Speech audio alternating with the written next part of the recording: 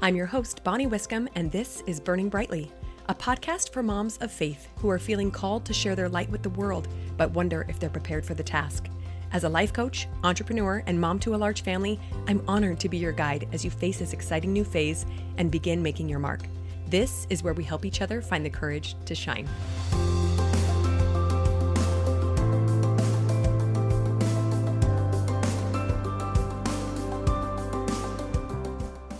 Hey there, friend. Welcome back. Today I have an awesome episode about fun and humor and making sure our business does not get too serious. But before we dive in, I want to let you know that I am running a really fun giveaway for 2 Amazon gift cards. They're each worth $50 a piece when I get to 10 reviews. I think we're at 3 or 4 right now. So if you have a minute, pause this episode, run over to Apple Podcasts, leave me a written review. So not just a starred rating, but write some words down. It can be short.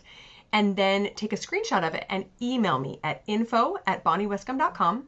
And then everyone who sends me a screenshot will be entered to win one of these 2 $50 gift cards. And when we hit 10 reviews, we give them away. So that gives you a 1 in 5 chance of winning $50. So go take a minute, leave me a review. I would so appreciate it, especially if you're getting some benefit out of this podcast.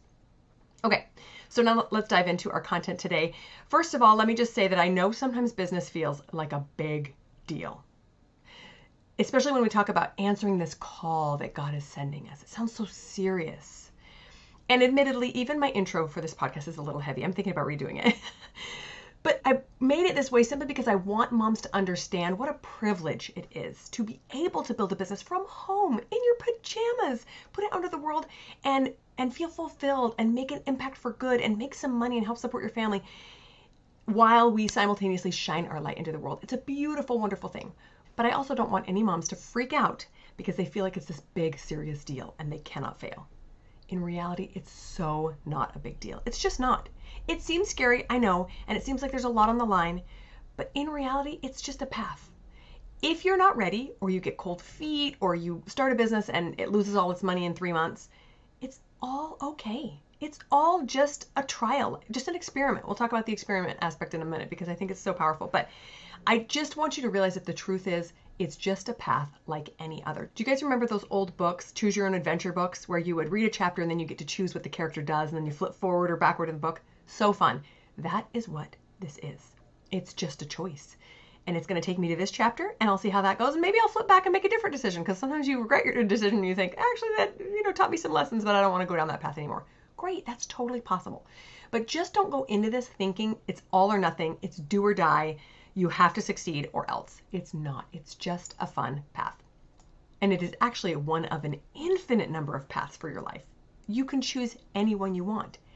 And among those paths, there are countless choices that have nothing to do with owning a business that are equally good and worthy and amazing for you. You could choose to turn the other way and do something entirely different and still create this amazing life of your dreams. I promise that's true. But because you're here, I have a feeling that the business feels like a good right next step for you. And if so, let's do it, but let's have fun doing it, okay? As I've mentioned in previous episodes, there is no right choice when it comes to a business. There is something that feels good, there's something that feels scary, there's something that feels overwhelming, but they're all just choices. And when we make one, we get to just decide that we want it to be the right one. Really, truly. And we also can decide early on that there's not a right business type or a right business niche or structure or ideal customer or ideal product that you're supposed to sell. That just doesn't exist. It's all what you get to choose. There are actually a million different ways you could choose to build your business and get the same results that you're hoping for. So let me just say that out the outset. There is no right way. There is no wrong way. There is just a way. And you get to try it and see if you like it and continue going down that path or come back and try a different way. Not only is building a business really a fun thing to do, but the more we embrace fun and the quicker we get there, the easier the business building will be. There are days where I feel exhausted or overwhelmed or kind of tired and I have an excuse to not come in my office and work on my business, but I want to. Why? Because it's so fun. It's enjoyable for me. I've built a business that I really, really love. And because of that, I come back to it over and over again, even when things get hard. So that's what I just want to remind you of. It's not life or death. It should be fun. And when the fun comes, the ease comes as well. So if you're feeling yourself constantly butting up against a wall or like, this is just too hard and it's not fun anymore, maybe shift a few things. See if you can tap into that fun again. Okay, now I want to share a quick story with you. When I was a kid and tempers were flaring at my house, I had 4 younger siblings, so a bunch of us yelling and fighting all the time. My dad would often say, don't lose your sense of humor.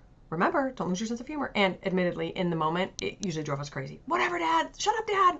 You know, but he had a point, and the point was none of this matters in the long run, especially when it comes to relationships, right? And I would say the same is true of your business.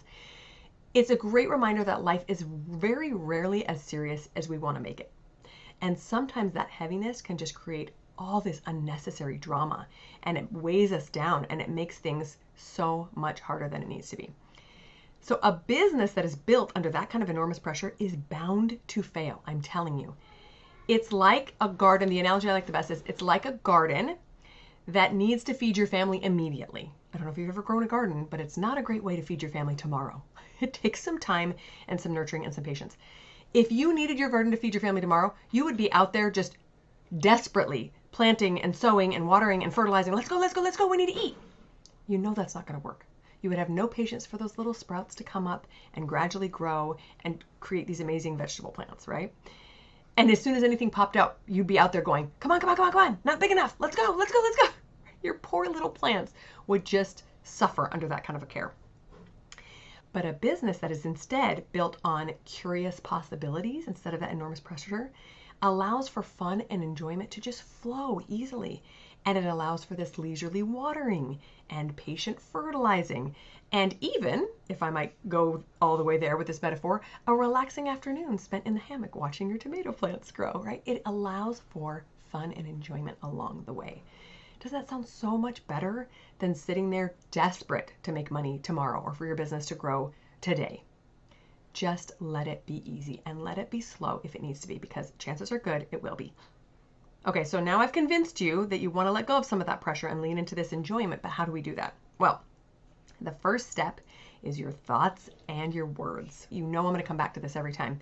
We have to eliminate that all or nothing thinking and vocabulary that comes out of us sometimes. Please, please, please stop saying things like, this has to make money, or this has to work. I don't know what I'll do if this doesn't pan out. Of course you know what you'll do. You'll just go choose something else, or you'll get a job, or you'll just go back to being a stay-at-home mom and enjoy that. Think about getting your kids to do something you want them to do. If you ever get really worked up and get in their face and say, you have to do this right now, how well does that go over for you? How does that work with your kids? Usually not so well, right? They get rebellious and everybody's angry and it doesn't go over well at all. So think of your business for a second like this living, breathing entity. It does not like feeling stressed out, and it does not like being told it has something to do and that there's all this pressure that it has to succeed.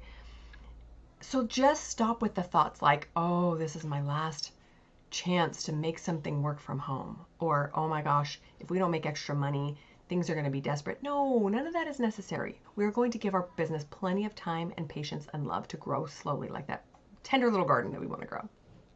Now, I'm not saying that you don't expect your business to make money. I highly recommend you do. But don't set it up for failure by giving it arbitrary deadlines or by not allowing it to come about slowly and patiently. Just embrace the same language you would for growing that garden or a child, right? This is hard sometimes, but it's going to turn out beautifully in the end. Don't we say that about raising our kids? Gosh, they're just going through a phase right now that's making me a little crazy, but I cannot wait to see what they grow into. Or this is the beautiful part about this phase that I'm loving. Or this will turn out exactly the way it's supposed to.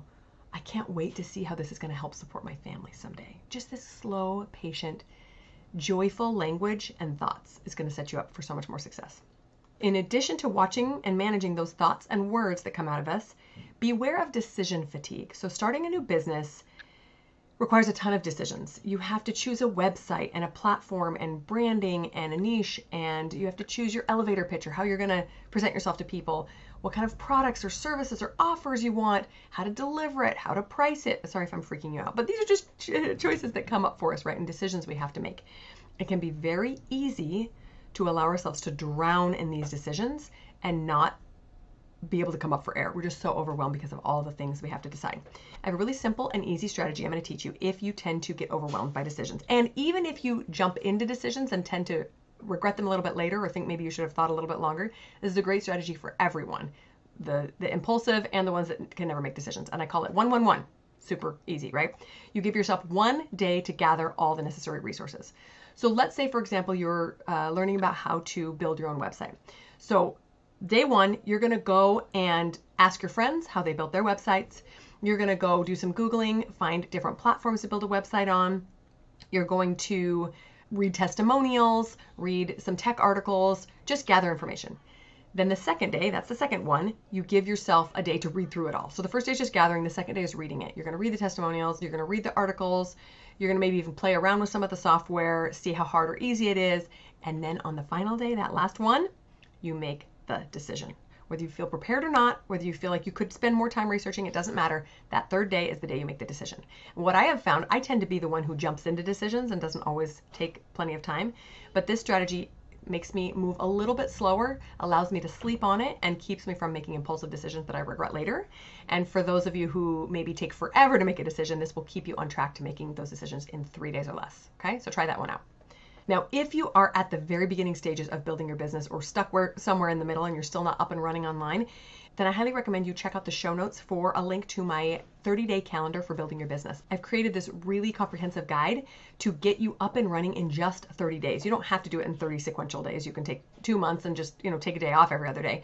But it's a really, really great resource that has just taken all the guesswork out of it and made the decisions for you. It's under $30, and I'll include the link in the show notes if you want help doing that. But once we take a lot of that pressure off, it helps us make these decisions quicker as well, because it doesn't matter what platform you use for your website. It really doesn't. I mean, if a year down the road you've made $10,000, $50,000, and you're like, this website is not working so well. Now you have capital and more resources to put into your website. But at the beginning, it just doesn't matter. Making the decision is the most important thing. Once we've taken away all this unnecessary pressure and the decision fatigue, kept ourselves from drowning in that, we get to commit to looking at our business like this experiment that I mentioned before, right? And a really enjoyable experiment. I don't know if you liked science growing up. If you didn't, maybe you can't relate to this, but I did some really, really fun experiments in my high school career. And when you look at it like an experiment, then there is no wrong way to do something. It's just a trial. It's just, let's try this thing and see what happens. Ooh, that was an interesting result. I didn't expect that one. Let's tweak it a little bit and see what result we get. Oh, is that getting us closer to our goal or farther away? All right, let's tweak it a little bit more. It's just all a trial. So not only can experiments be really fun, but hopefully they will be low pressure and exciting. This isn't an experiment to find the cure for cancer. We're just figuring out what to do next in our business. Okay, so totally low pressure and exciting. They involve trial and error, brainstorming, creativity, and like I said, when an experiment fails, quote unquote, it's not a failure. It's just an experiment that we choose to adjust because it yielded a result that wasn't closer to where we want to go, which is, whatever your goal is for your business, to make money, to feel fulfilled, to help as many people as you can. You're just tweaking the variables you're putting into the experiment to yield the result that you're looking for. Now, let's talk about the humor part again, okay? A key component to being a successful experimenter, scientist in your business, is being able to laugh when things do not go as planned. Are you able to laugh at problems in your business? Let's say you paid thousands of dollars to a manufacturer to create this brand new product, and then the wrong product shows up at your door, or it doesn't match the sample that they sent you, or your website comes back from the designer and it looks like garbage, or you do a live video and you look like an idiot, or your kid comes in and takes his pants off in the live video. I don't know. As a mom, anything is possible. Can you find the humor in that? Or do you just turn to shame and blame and wallow in that misery and think I should give up, I'm a failure? No, it all has a humorous aspect to it. It just does. And if you're a mom, you've already learned this. You can sit in the pantry and drown your sorrows in chocolate and cry, which is totally okay sometimes, or you can just laugh. One thing that has been a huge lesson to me as a more experienced mom is how much funnier I find things. When my kid says things that he really shouldn't be saying, it's so much easier for me to laugh at it than it was in those first years. In those first few years, I made it mean something about me. I made it mean that there was something wrong with me and I was a terrible mom. My kid was never going to turn out. What are you making these quote unquote failures in your business mean about you? Do you expect it to go off without a hitch? Because here's your spoiler alert, it's not gonna. Things are gonna go wrong. So when they do, what do you think about that? What do you make it mean about you? How do you look at that failure? Is it something kind of humorous that you get to learn from and move on? Or is it something that is going to cripple you and keep you from making progress? It's all in your head. It's all up to you how you think about it. So taking your business too seriously is a surefire way to kill it, I promise. This pressure of perfection doesn't do anyone any good, especially not a growing business. Your business will not be perfect, and it will not even be close to perfect. Ever. Not even when it seems successful. Not even when people look at you and go, oh, I want to be successful like you. You will still know all the flaws, and you will still think you mess up all the time, which you will, and that's totally okay. That's part of life. It will get better and better and better as you learn. But the sooner we can learn to laugh about what's going wrong, the more successful we will be, because we know none of it actually matters. It's all just for fun. It's all just to see what we can build and see what's possible. So again, the main reason we want to keep our sense of humor around our business is because it means working on our business will be fun. Taking that pressure off means that we don't have to feel it all the time. It means that we don't have to feel so serious all the time. It means that we don't have to feel so disappointed when things don't work out as we expected. I personally love working on my business. I get to use my creativity every single day. I get to help people learn really cool things and make money. It doesn't get any better than that. But anytime I let myself put too much pressure on my business, the fun factor gets killed. And all of a sudden I find myself feeling sorry for myself, that things aren't working out as expected, and what's wrong with me, and I'm never going to be successful. It's all nonsense. So how can you keep your sense of humor surrounding your business? What thoughts do you need to adopt to ensure that working on your business stays fun? Are there certain things that you think about every time you sit down at your desk that makes you feel like a Debbie Downer? Can you change those thoughts to, what am I going to do that I'm going to enjoy this week? What am I going to learn about myself that is going to be fun this week? What am I going to learn about my potential customers or clients? It doesn't mean that there won't be hard work or that it won't sometimes drive you crazy and make you want to pull your hair out, just like any aspect of life, just like parenting. But if you allow excitement to be the driving factor behind it all, it will be just so much more enjoyable, and you will make a much bigger impact on the world. Okay, friends, go out there and have so much fun with your business. Talk later. Are you looking for even more wisdom and encouragement to burn brightly? Click the link in the show notes to download the free starter guide to building a business of your own, or to schedule a free coaching call with me. And if you loved this episode, don't forget to share it with a friend who might be feeling the call to burn a little brighter. Thanks so much for listening. I'll talk to you next week.